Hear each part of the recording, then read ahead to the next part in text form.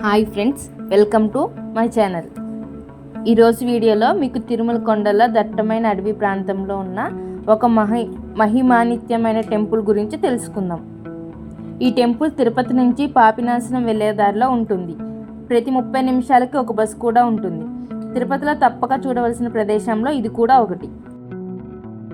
ఈ టెంపుల్ చుట్టూ ఎత్తైన చెట్లతో ఎంతో ప్రశాంతంగా ఉంటుంది.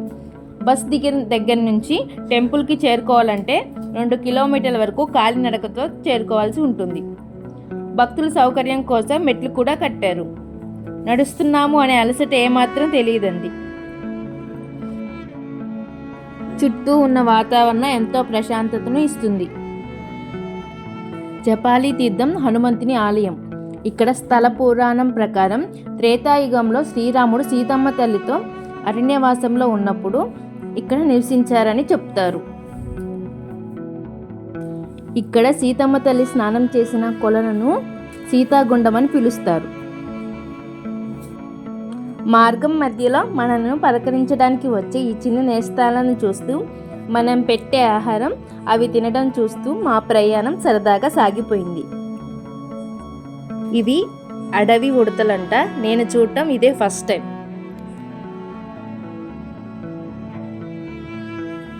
ఈ రామకుండంలో స్నానం చేసి హనుమంతుని దర్శించుకుంటే మంచి జరుగుతుందని ప్రసిద్ధి. పూర్వం ఇక్కడ జపాలి అనే మహర్షి తపస్సు చేయగా ఆయన తపస్సును మెచ్చి ఇక్కడ హనుమంతుడు వెలిశాడని ప్రతీతి.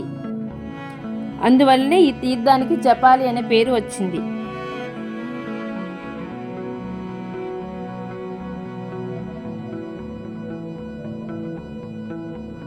మొత్తానికి ఎంతో సరదాగా నడుచుకుంటూ టెంపుల్ దగ్గరికి చేరుకున్నాము. ఆలయానికి ముందు రామగుండం అనే కోనేరు ఉంటుంది. ఈ టెంపుల్కి ఎంటర్ అవగానే షాప్స్ కనిపించాయి. అక్కడ ప్రసాదాలు ఇంకా ఇత్తడి బొమ్మలు చాలా బాగున్నాయి. కాస్ట్ మాత్రం చాలా ఎక్కువగా చెప్తున్నారు అనిపించింది. ఇంకా కోనేరు, టెంపుల్ చూడండి ఎంత అందంగా ఉన్నాయో. చుట్టూ విశాలమైన స్థలంలో ఎంతో ప్రశాంతంగా అనిపించింది.